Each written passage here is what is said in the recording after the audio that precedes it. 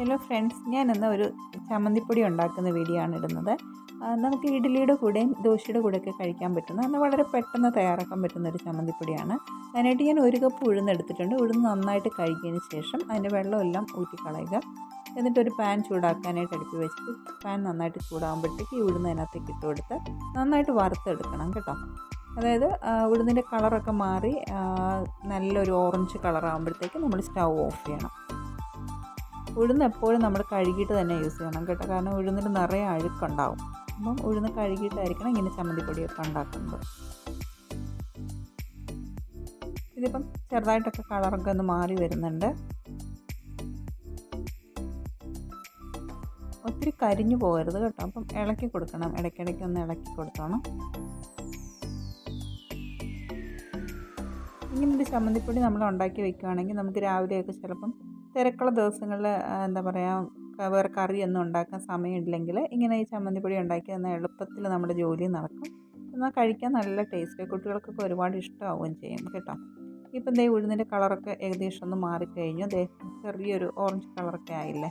അപ്പം എല്ലാം ഉഴുന്ന് നന്നായിട്ടൊന്ന് മൂത്ത് കഴിഞ്ഞ ശേഷം, അതായത് ദേ ഈ ഒരു കളർ ആകുമ്പോഴത്തേക്ക് നമ്മൾ സ്റ്റൗ ഓഫ് ചെയ്യണം കേട്ടോ. എന്നിട്ട് ഇതിനാവശ്യത്തിനുള്ള ഉപ്പും മുളക് പൊടി പിന്നെ കുറച്ച് കായത്തിൻ്റെ പൊടിയും കൂടി ചേർത്ത് കൊടുക്കുക. സ്റ്റൗ ഓഫ് ചെയ്തതിന് ശേഷം മാത്രമേ ഈ പൊടികളെല്ലാം ചേർത്ത് കൊടുക്കാവൂ. ഇപ്പോൾ ഞാൻ സ്റ്റൗ ഓഫ് ചെയ്തു.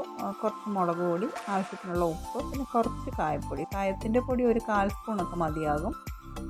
അത് നിങ്ങളുടെ ആവശ്യത്തിനനുസരിച്ച് ചേർത്ത് കൊടുത്താൽ മതി. എന്നിട്ട് സ്റ്റൗ ഓഫ് ചെയ്തിട്ട് ഇതെല്ലാം ഒന്ന് മിക്സ് ചെയ്യുക. ഇത് നന്നായിട്ട് ഇപ്പം മിക്സ് ആയിട്ടുണ്ട്. അല്ലെങ്കിൽ പിന്നെ നമ്മൾ സ്റ്റൗ ഓഫ് ചെയ്തില്ല എന്നുണ്ടെങ്കിൽ പൊടികളെല്ലാം കരിഞ്ഞു പോകും കേട്ടോ. അപ്പോൾ മിക്സ് ചെയ്തിട്ട് ഇതൊന്ന് തണുക്കാൻ വയ്ക്കുക. നന്നായിട്ട് തണുത്തതിന് ശേഷം നമ്മുടെ മിക്സിയുടെ ജാറിൽ, അതായത് പൊടിക്കുന്ന ജാറുണ്ടല്ലോ, ആ ജാറിനകത്തേക്കിട്ട് നന്നായിട്ടൊന്ന് പൊടിച്ചെടുക്കുക. നല്ല ഫൈൻ പൗഡർ ആക്കരുത്, ചെറിയൊരു തരിതരിപ്പോട് കൂടിയിട്ട് പൊടിച്ചെടുക്കണം കേട്ടോ. അത് ഇതുപോലെ പൊടിച്ചെടുക്കുക. ഇത്രയേ ഉള്ളൂ. ഇനിയിപ്പോൾ നമുക്ക് ദോശയുടെ കൂടെയോ ഇഡ്ഡലിയുടെ കൂടെയൊക്കെ ഇത് ചേർത്ത് കഴിക്കാം. ഈ പൊടി ഒന്ന് തണുത്തതിന് ശേഷം നമ്മളൊരു ടിന്നകത്തങ്ങനെ ഇട്ട് അടച്ച് വെച്ചിരുന്നാൽ കുറച്ച് ദിവസം കേടുകൂടാതിരിക്കും കേട്ടോ. അപ്പോൾ നമുക്ക് രാവിലെയൊക്കെ ലേറ്റായിട്ട് എഴുന്നേൽക്കുകയാണെങ്കിൽ നമുക്ക് ഇഡ്ഡലിയുടെ കൂടെയും ദോശയുടെ കൂടെയൊക്കെ കഴിക്കാനായിട്ട് എളുപ്പമുണ്ടല്ലോ, വേറെ കറിയൊന്നും ഉണ്ടാക്കണ്ടല്ലോ. അപ്പോൾ ഞാൻ ഇന്നലെ തന്നെ ഇഡ്ഡലിക്കൊക്കെ അരച്ച് വെച്ചിട്ടുണ്ടായിരുന്നു. അങ്ങനെ ഇഡ്ഡലിയൊക്കെ ഉണ്ടാക്കി. അപ്പം എനിക്കിന്ന് ഇഡ്ഡലിയുടെ കൂടെ ഞാൻ അല്ലാതെ തേങ്ങ ചമ്മന്തി ഉണ്ടാക്കിയിട്ടുണ്ടായിരുന്നു. പിന്നെ ഈ ഇഡ്ഡലിപ്പൊടിയെന്നും പറയും കേട്ടോ, ഇഡ്ഡലിപ്പൊടിയോ ദോശപ്പൊടി എന്നൊക്കെ ഇതിനെ പറയും. അപ്പോൾ അത് ഞാൻ 1 സ്പൂൺ എടുത്തിട്ട് നടുക്കൊരു കുഴി പോലെ ഉണ്ടാക്കിയിട്ട് അതിനകത്ത് വെളിച്ചെണ്ണ ഒഴിച്ചിട്ട് മിക്സ് ചെയ്യുക. അപ്പം വെളിച്ചെണ്ണയാണ് ഇത് കഴിക്കാനായിട്ട് ഏറ്റവും നല്ലത് കേട്ടോ. എന്നിട്ട് നന്നായിട്ട് മിക്സ് ചെയ്തതിന് ശേഷം കഴിക്കുക.